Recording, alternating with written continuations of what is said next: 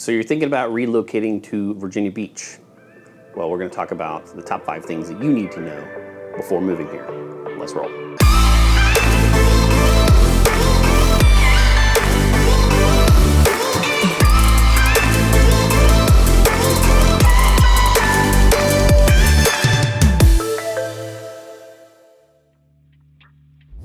Hey, welcome back to the Living in Coastal Virginia channel. My name is Dan Inman, and we here on this channel talk about everything live, work, play, eat, sleep, good, bad, ugly of the Hampton Roads 7577 cities area.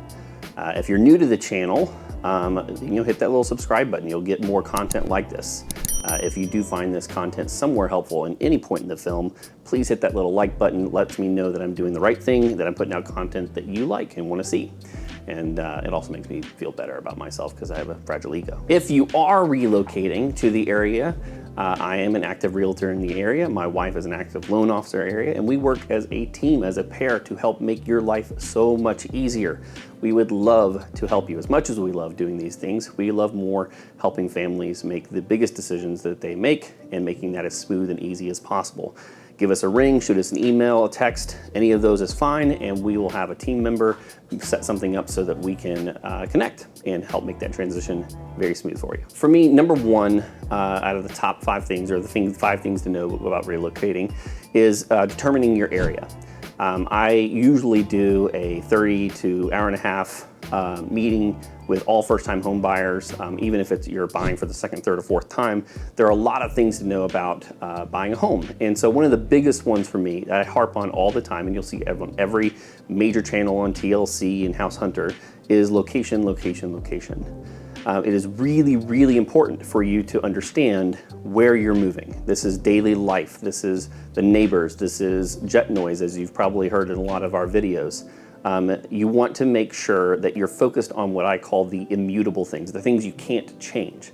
And unfortunately, you can't buy new neighbors. You cannot, unless it's a tiny house on wheels, you can't move the home. You're not going to likely buy yard from your neighbor and expand your yard size. The likelihood that you're going to regret the decision by making a really quick choice just because the house is pretty on the inside and you focus on that part only, well, countertops can be replaced. Bathrooms and kitchens can be renovated. Yards can be landscaped. But the home itself and the location is super, super important to pay attention to, especially if you're looking for a specific lifestyle. Are you looking at condo living because you don't want to have to deal with any of the exterior or landscaping? Are you looking for south of Virginia Beach and the equestrian lifestyle and owning a farm and some land? Are you looking for new construction, so you're also going to be in southern Virginia Beach? Are you looking for water access? Do you want the ability to park a boat, have unobstructed views of First Landing State Park? So we just want to make sure that we're talking about what does it look and feel like every single day. Are you wanting to be part of a golf community where you can go out and play and literally walk to get started on that? Do you want a highly walkable neighborhood where there's tons of trails and parks nearby? Are you looking for a gated community? By the way, we don't have too many of those here. Do you want to be close to the beach where you can walk out of your door and within minutes be walking on the beach with your dog with sand between the toes?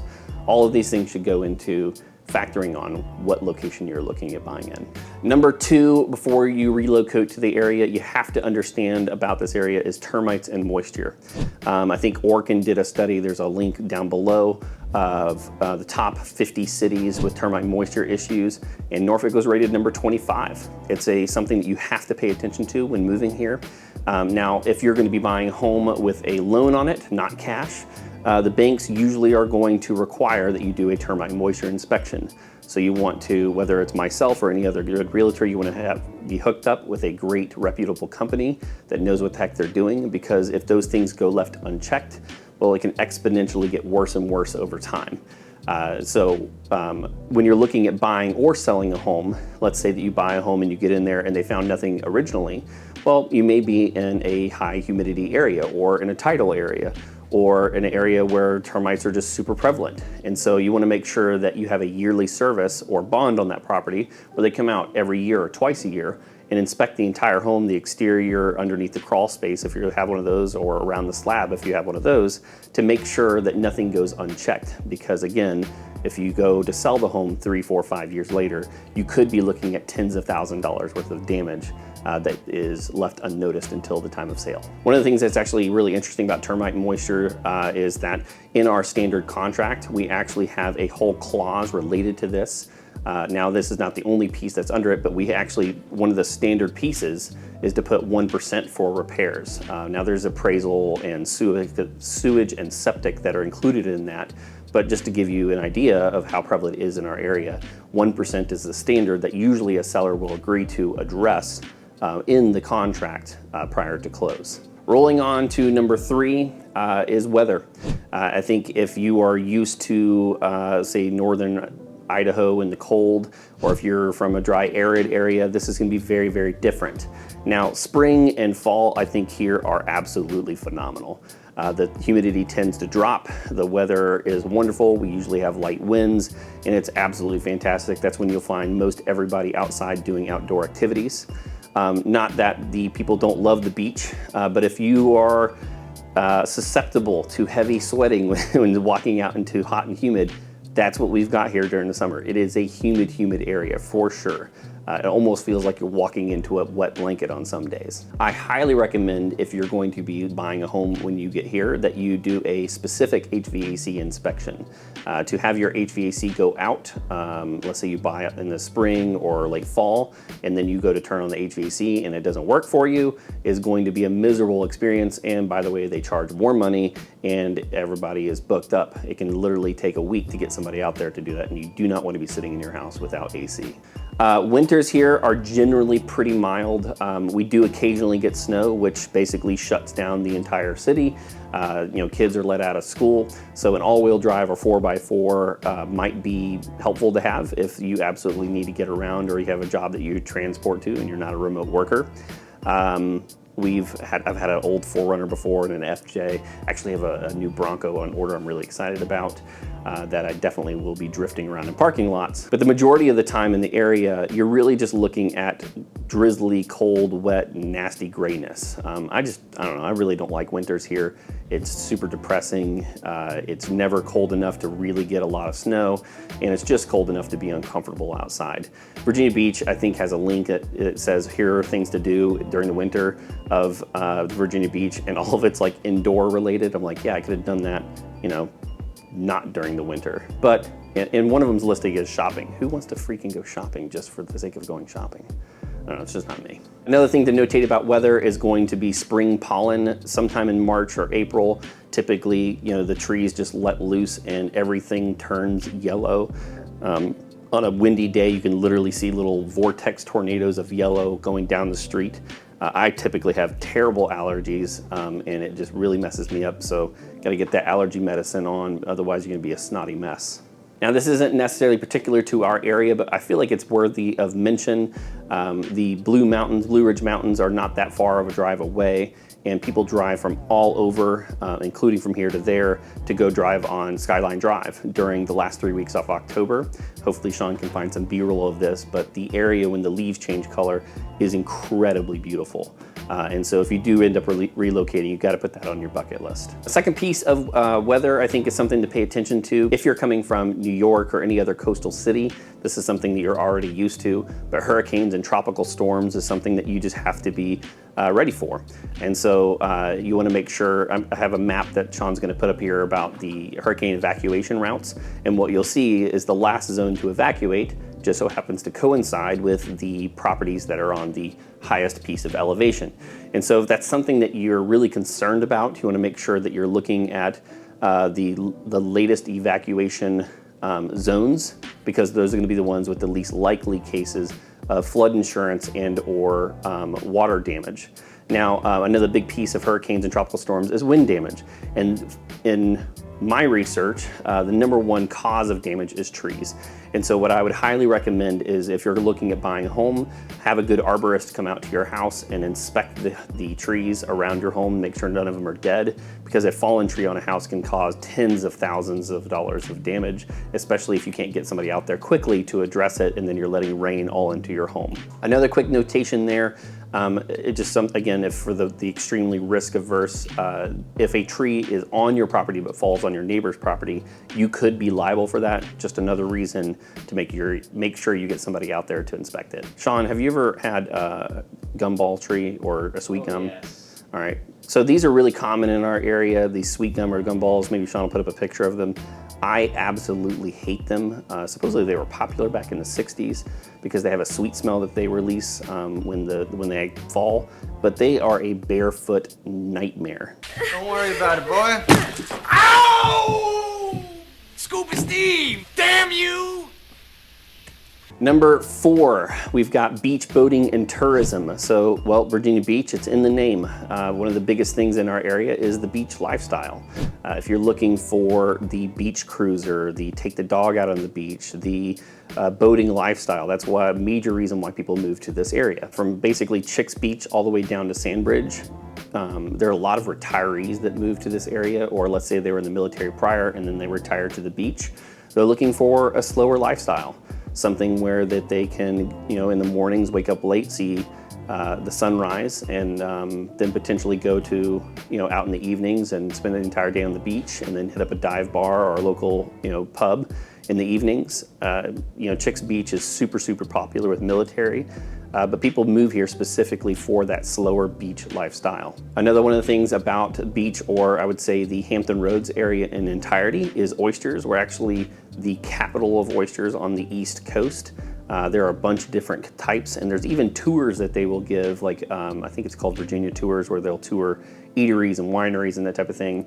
But oysters are absolutely huge here. Second on that list is boating. Again, a major reason why people move to Virginia Beach, maybe over some of the other surrounding areas, is boating. And whether that is going to be you park your boat at a marina, which there are dozens of, or you're going to buy a waterfront property with deep water access. One of the major reasons people move to the area so that they can get there at center console. And this is everything from bass boats for fishing, or all the way up to there's some of the marinas around here with just monster yachts on them.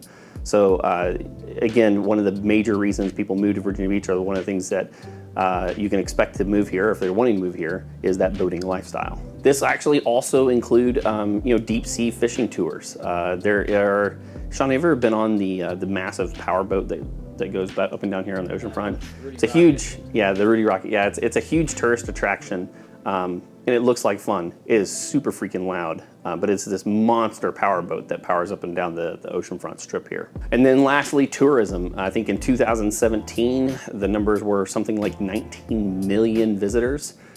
So you need to be aware that especially the Virginia Beach oceanfront strip is going to be blown up. You can expect a vast amount of people that are not from the area in the area. So everything basically east of Hilltop has a drastic amount more traffic, however you're supposed to say that.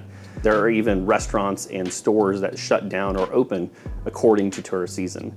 So one of the interesting things is Norfolk, Virginia Beach has been, I believe, the #1 resurgence market for tourism in the nation. And so it's already on its resurgence back, and you can just expect that during tourist season, you're gonna have a ton of people here. Rolling on to number 5. So finding your home, right? We've talked about what you can expect relocating here. We talked about finding a location. The 5th piece here is obviously finding your specific home. So one of the ways that there are several ways that we can do this. If you're looking at moving into the area but don't have the time to come here and get, say, a month-to-month rental, I mean, that's one option you could do, is get an Airbnb or a VRBO, or find a place that does month-to-month. Or I've even had clients that will find some place that's doing a yearly lease. Let's say the rent is $2,000 a month, and they offer them $2,400 so they can go month-to-month before they find their home. A lot of times landlords are looking for basically security, but for 20% more of what they're getting on, or what they were going to charge on rent, if they can get that month to month, they may be willing to swing that to allow you some flexibility. Another tool that you may use is what's called a buyout lease. Again, this is not a common part of a lease, but you can negotiate it in a lot of times, maybe not with apartment buildings, but especially single family use. You say, hey, look, I'm looking for some flexibility in the lease. I know that what you're looking for is a year-long lease. What if we do a buyout clause, which is where I offer you a 45 or 60-day notification on when I plan to vacate the property, and I give you an additional month or 2 months rent on top of what I was going to do, so that I have the flexibility as I'm looking for homes that I can get out. Now, your overlap may be a month or two of rent over your mortgage. Remember that whenever you close on your mortgage, you're going to be paying basically in arrears. So if you close in the middle of, say, January, then your first payment's not going to be till March. So you may have some flexibility in there, but if you're looking at wanting some flexibility, that may be a cost that you have to absorb. If you're from out of the area and you want some virtual tours, we have myself and the rest of my team, which can do, say, a Google Meet or Zoom meeting or Facebook FaceTime, where we can actually walk through the home with you and you can kind of direct us what you're wanting to see. We've had several clients that are from out of town where we do a video tour, right? We go and we do a video tour of the entire home. We'll record from basically the entrance to the neighborhood to the home, do a 360, and we can even do maybe potentially drone footage if that's not already on the listing, so you can get a really good idea of what the home looks like before you make that decision. Another tool that we've seen to be helpful for folks is to potentially, it wouldn't be the first time someone's made an offer sight unseen, and then they fly out here for the inspection, and maybe use the inspection as man, this isn't exactly what I was thinking I would see, and if you have an inspection contingency, you can back out of that free, or what I like to call a get out of jail free card. Or if your earnest money is high enough, it might be something that you can lose and not have too many ramifications on that contract. You lose out on a little bit of money, but you don't move into a home that you absolutely just don't adore. And that's what we want you to do. We want you to love what you're looking at. Lastly, if you're just not certain on certain areas, Sean and I, obviously on the Living in Coastal Virginia channel, are going to be spotlighting neighborhoods, so you might want to check out some links there. Maybe Sean will put one here or here, some of the top neighborhoods in Virginia Beach. If you have a certain neighborhood that you're looking for, put that down in the comments and we'll make sure to spotlight that neighborhood so that you can get a good idea of what it looks like, feels like, lives like, what the neighbors are doing before you actually make that decision. So, hey, if you found this content helpful, do me a big favor, hit that like button down. It lets me know that I'm putting out content that is helpful for you. If you would hit that little subscribe button down at the bottom with the bell notification, it'll let you know when another video like this comes out, which is usually Mondays and Fridays. And as much as I love making these videos or have come to love them, I actually don't really enjoy being on camera that much. I enjoy more helping people buy homes and sell homes, and making that transition as easy and smooth as possible. So if we can help you, hit us up in text, email, or phone call, or Frisbee, or whatever it is that you do, or how you like to communicate, and we'll help you make that transition nice and smoothly. Thanks again for paying attention, and until next time, see you later.